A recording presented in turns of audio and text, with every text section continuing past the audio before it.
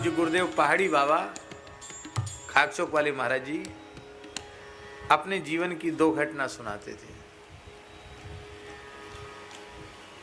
बहुत पुरानी बात है, क्योंकि पूज्य गुरुदेव श्री पहाड़ी बाबा महाराज लगभग 125 वर्ष की आयु में भगवत धाम पधारे। 125 वर्ष पूरे किए उन्होंने धरती पर। और ऐसे नहीं कि पड़े पड़े पूरे किए हों, ऐसे नहीं। हाँ, 125 वर्ष में भी ऐसे गरजते थे, शेर जैसे गरजते थे। और साधुओं में सब उनको नरसिंह भगवान कहते ही थे, नरसिंह भगवान है। पर हमारे ऊपर तो उन्होंने इतना स्नेह किया, जैसे नरसिंह भगवान प्रहलाद जी के ऊपर अपना पूरा लाड़ बरसा देते, ऐसे प्रहलाद जी के जैसा हमारे ऊपर बहुत प्रेम किया महाराज जी। बड़ा दिव्य स्वरूप था उनका। तो महाराज जी अपने जीवन की दो घटना सुनाते थे। बोले हम खाकचौक में पुजारी थे, गुरु महाराज ने ठाकुर जी की पूजा में हमको रख दिया। अब आप विचार कीजिए कितनी पुरानी बात होगी। सन 1932 में तो महाराज जी खाकचौक के महंत हो गए थे। कितने में? सन 1932 में वो खाकचौक के महंत पद पर विराजमान रहे हुए और सन 2003 में भगवत धाम गए। तो कितने लंबे समय तक खाकचौक में गद्दी पर रहे हैं? 71 साल। और 21 वर्ष पैदल पूरे भारतवर्ष का भ्रमण किया। अफगानिस्तान तक पैदल गए, बर्मा तिब्बत तक पैदल गए महाराज। मानसरोवर तक तो गए ही है, बर्मा तिब्बत तक, अफगानिस्तान तक पैदल गए। 21 वर्ष लगातार घूमे, लाखों किलोमीटर पैदल घूमे वो। और खूब परिपक्व अवस्था में महंत बने, कोई बचपन में महंत नहीं बने। तो टटिया स्थान वाले बड़े महाराज जी कहते थे कि हमारे ब्रज के सबसे पुराने संत हैं खाकचौक वाले। और स्वभाव कैसा था महाराज जी का? सन 1985 में हमने पूछा महाराज जी से डरते डरते उनकी, महाराज जी आपकी अवस्था कितनी हो गई होगी? बोले बस वही 90 के ऊपर चल रहे हैं। क्या कहा? 90 के ऊपर चल रहे हैं। और सन 2000 में फिर हमने एक बार पूछा कि महाराज जी लोग जानना चाहते हैं, अंदाजा लगाते हैं केवल आपकी आयु का, आपकी कितनी उम्र होगी? बोले बस वही 90 के ऊपर चल रहे हैं। तो हमने कहा महाराज जी क्षमा करना, आपने 1985 में भी कहा था कि 90 के ऊपर चल रहे हैं और 2000 में भी कह रहे हैं 90 के ऊपर चल रहे हैं। तो बताओ 1985 से और 2000 कितने साल हो गए? भाई 90 के ऊपर चल रहे हैं। तो महाराज जी बोले बच्चा हमको उम्र बता के पुजाना थोड़ी है, हमको उम्र बता के पुजाना नहीं है। लोग अंदाजा लगाओ तो लगाओ। पूज्य डाकोर वाले बड़े महाराज जी श्री स्वामी राम नारायण दास जी महाराज और खाकचौक परंपरा तो सभी कई है। तो महाराज जी को, खाकचौक वाले महाराज जी को अपना बड़ा गुरु भाई करके मानते थे और वो कहते थे कि हमसे उम्र में बहुत बड़े हैं। और वो डाकोर वाले महाराज जी 100 साल पूरे करके गए। अब स्वाभाविक है कितने साल के थे महाराज जी? भीलवाड़ा वाले पूज्य महात्यागी श्री परम पूज्य श्री राजा रामदास जी महाराज, भीलवाड़ा वाले पंचमुखी दरबार वाले महाराज जी, उनके शताब्दी महोत्सव में श्री मुरारी बापू जी ने कथा कही थी, हम भी गए थे। तो महाराज जी के नाते हमसे बड़ा स्नेह रखते थे। हमने पूछा कि महाराज जी आपकी शताब्दी हो रही है तो महाराज जी की उम्र कितनी? तो हंसने लग गए। अरे बोले हमारे पूरे भेष भगवान में जहाँ तक हमारी नज़र है, बोले सबसे पुराने मूर्ति है महाराज जी। ऐसे थे महाराज। तो महाराज जी अपने जब पुजारी थे तब की घटना सुनाते थे, बड़े ध्यान से सुने। तो महाराज जी कहते थे कि उस समय ये हालत थी वृंदावन की कि घोर जंगल था और जहाँ सुदामा कुटी के ठाकुर जी, यहाँ अथाह जल था, कुटिया नहीं थी उस समय। और खाकचौक तो जमुना जी के तट पे ही था एकदम। और महाराज जी सुनाते थे कि शाम, बिजली तो थी नहीं, तो संध्या के बाद यहाँ सुनसान हो जाता था। एक आवाज आती थी दिगंबर अखाड़े से, सीताराम। तो इधर से खाक चौक वाले बोलते सीताराम।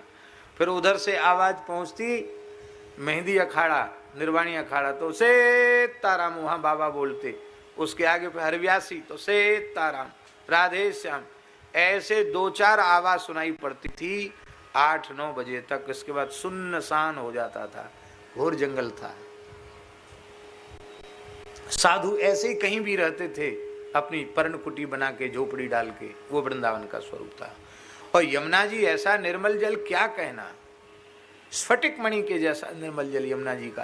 प्रायः सब यमुना जल ही पान करते थे, यमुना जल से ही सब मंदिरों में सेवा होती थी। तो महाराज जी कहते कि हम सवेरे 3 बजे गोता लगा लेते थे यमुना जी में।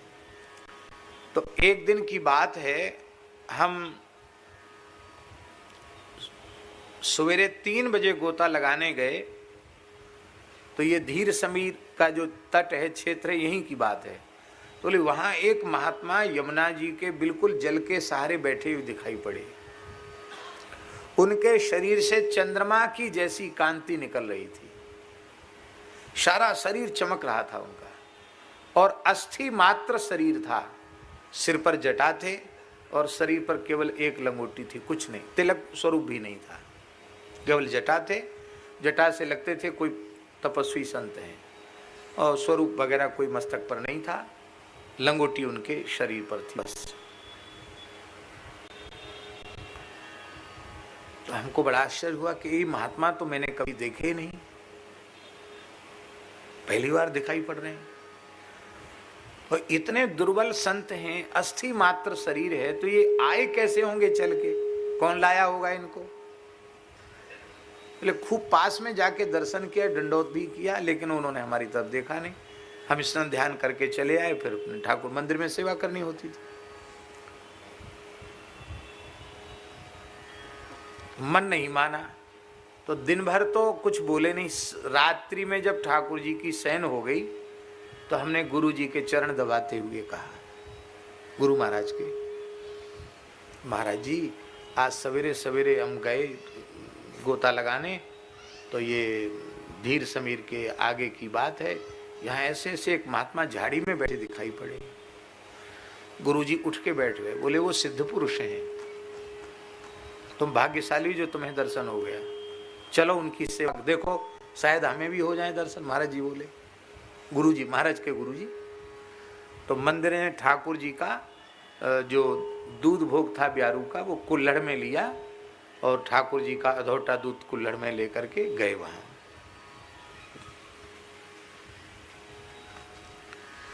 तो महाराज जी के गुरुजी ने भी साष्टांग किया उनको, महाराज जी ने भी साष्टांग किया, और बड़ी प्रार्थना की कि महाराज कुछ बोलो सही। तो उन संत ने नेत्र खोले और देखा, और देख करके कहा, बच्चा राम राम करो, यहाँ विक्षेप मत करो। तो महाराज जी के गुरुजी ने कहा कि आपका पहले कभी ब्रज में दर्शन नहीं हुआ, आप कहाँ से पधारे हैं और ऐसे कैसे यहाँ तक आए?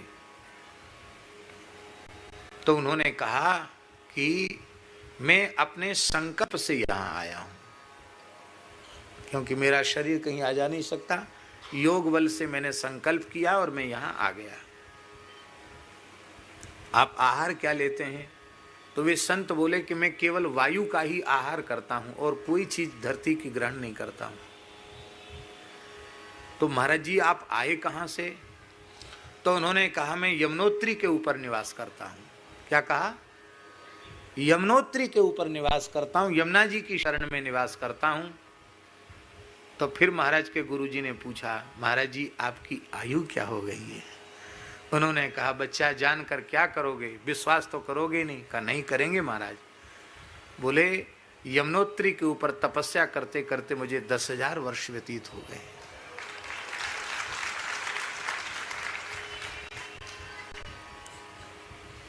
तो महाराज जी यमुनोत्री तो उत्तराखंड है, यमुना जी है, वहाँ धाम है, फिर यहाँ वृंदावन में किस लिए आए?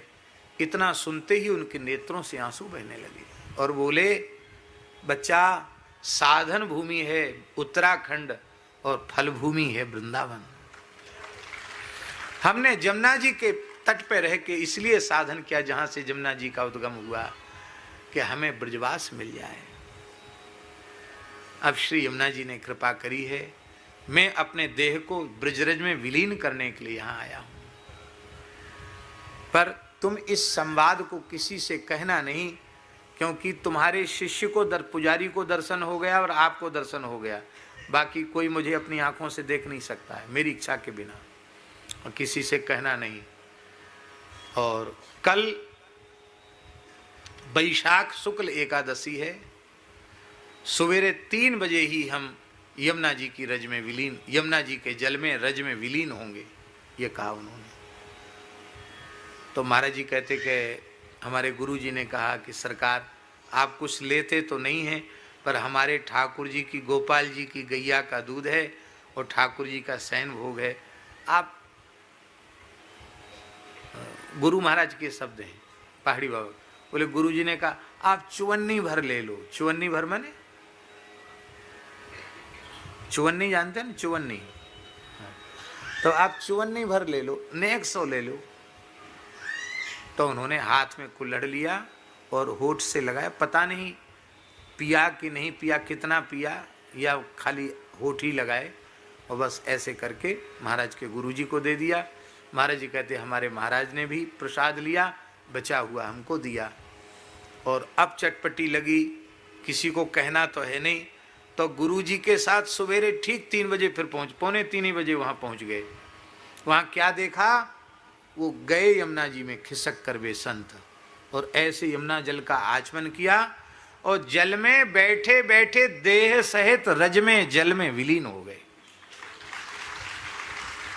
महाराज जी कहते ये घटना हमने अपने आंखों से देखी है, शरीर का कहीं चिन्ह भी नहीं दिखाई पड़ा।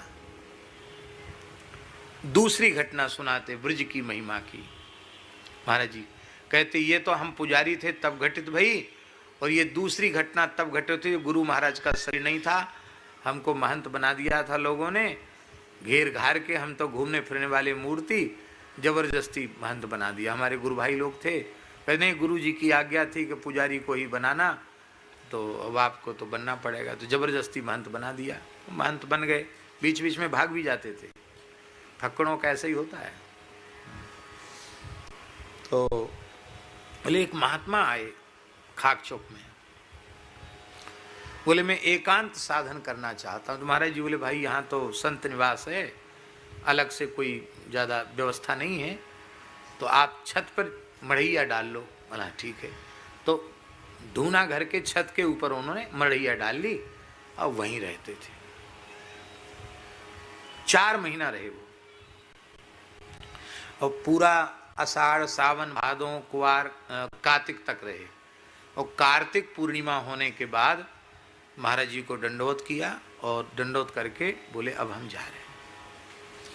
महाराज जी कहते सप्ताह में 1 दिन पतली खिचड़ी खाते थे वो। कितने? 7 दिन में 1 दिन पतली खिचड़ी खाते थे, और बाकी केवल जल पर रहते थे। कहते ऐसे ऐसे महात्मा देखें, कैसे महात्मा थे। अखंड भस्म धारण करते थे शरीर में, अखंड विभूति चढ़ाते, और 7 दिन में 1 दिन खिचड़ी लेते, शनिवार के शनिवार खिचड़ी लेते थे। तो उनके रहने से बहुत मन में प्रसन्नता थी, दिनों रात ध्यान में बैठे रहते, भजन में बैठे रहते।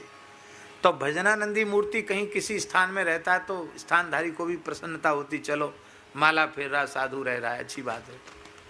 और सब प्रपंच करने वाले तो बहुत मिलेंगे, भजन करने वाले लोग नहीं मिलते जल्दी। तो महाराज जी कहते हमारा मन था कि ये संत हमेशा विराजें, लेकिन बोले नहीं नहीं, हम तो बहुत दिन रह गए, चातुर्मास हमारा हो गया, अब हम उत्तराखंड जाएंगे। बहुत मनाया, नहीं माने तो ठीक है, जैसी महाराज हरी इच्छा। भेंट विदाई तो उन्होंने कहा धाम क्षेत्र में ली नहीं जाती, और हम पैसे का स्पर्श करते नहीं, द्रव्य का स्पर्श नहीं करते, वाहन में भी नहीं चढ़ते, हम पैदल ही चलते हैं, वाहन में चढ़ते नहीं है, द्रव्य का स्पर्श हम करते नहीं। बहुत आनंद से आपके यहाँ रहे, अब हम जा रहे हैं। चले गए, और जाने के बाद 3-4 घंटे बाद शाम को लगभग 5 बजे के करीब वो दंडोत करके गए होंगे, शाम को पंजाब को 5 बजे। और 4-5 घंटे बाद, रात्रि को लगभग 10 बजे के करीब वो फिर लौट के खाक चौक आ गए। हमें बड़ा आश्चर्य हुआ कि इतना मनाया तब तो माने नहीं, आप फिर चले आए यहाँ, शायद हो सकता है कोई बात होगी। आओ आओ आओ गुरु भाई दंडोत, आओ बिराजो। हाँ, बैठ के आसन लग गए। बोले महाराज एक बात पूछें, आप बुरा तो नहीं मानोगे? हाँ, काहे बुरा मानेंगे, कहिए महाराज जी क्या बात है। बोले हमारे रोकने पे तो आप रुके नहीं, आप फिर लौट के कैसे आए? बोले हमारा एक अपराध धाम के प्रति बन गया था, उसका प्रायश्चित करने आए। कैसे? बोले हमारे मन में 4 महीना वृंदावन में रह के ये भावना आ गई कि यहाँ तो लड्डू कचौड़ी खाने वाले, तस्मई मालपुआ खाने वाले साधु हैं, भेंट दक्षिणा लेने वाले साधु हैं, यहाँ भजनानंदी साधु नहीं हैं। तो क्या ऐसे लोगों के बीच में रहना, उत्तराखंड में रहेंगे, ये मेरे मन में आ गया। तो मन में सोचे 4 महीना रहे वृंदावन, परिक्रमा नहीं की, आज परिक्रमा कर लें। तो परिक्रमा करते हुए रमण रीति पहुंचे। रमण रीति हम लोगों के समय में भी रमण रीति में कोई बिल्डिंग नहीं थी, सब रज थी वहाँ, केवल 12 घाट स्थान था पुराना, और सब वहाँ रज थी। आपने तो देखा ही है पुराना समय। हमने कच्ची परिक्रमा वृंदावन की करी है, सन 1981-82 की बात बता रहे हैं। तो महाराज जी बोले वहां बैठ के हमने मानसी सेवा की, सीताराम जी की मानसी में सेवा की। मानसी सेवा होते ना, संत लोग करते, मन में ही सारी सेवा करते हैं। तो मैं मानसी सेवा की और 1-1.5 घंटे सेवा करके वहां से मैं चला। तो जुगल घाट जैसी आया तो एक महात्मा मिले। वो महात्मा बैठे थे, गुदड़िया सी ओढ़े थे, और जुगल घाट के पास एक लता के नीचे बैठे थे। ए बाबा इधर आओ, इधर आओ। पहुंचे, बोले एक बात हम तुमसे पूछें, बुरा तो नहीं मानोगे? नहीं नहीं, बुरा क्या को मारे, पूछिए। बोले राम जी विश्वामित्र जी के यज्ञ की रक्षा के लिए गए तो अकेले गए कि कोई साथ में था? तो बोले हमने कहा लक्ष्मण जी साथ में थे। अब वनवास लीला में गए तो अकेले गए कि कोई साथ था? बोले माता जी तो थी पर लक्ष्मण जी भी साथ में थे। तो लक्ष्मण जी जब से प्रकट भये तब से कभी उन्होंने, लक्ष्मण जी ने रघुनाथ जी का संग नहीं छोड़ा। और आप इतने दिन से मानसी सेवा करते हो, केवल सीताराम जी के, लक्ष्मण जी को नमस्कार तक नहीं करते हो। अरे वो तो संपूर्ण जीवों के आचार्य हैं, गुरु हैं। लक्ष्मण जी की कृपा के बिना सेवा में सिद्धि नहीं होती है।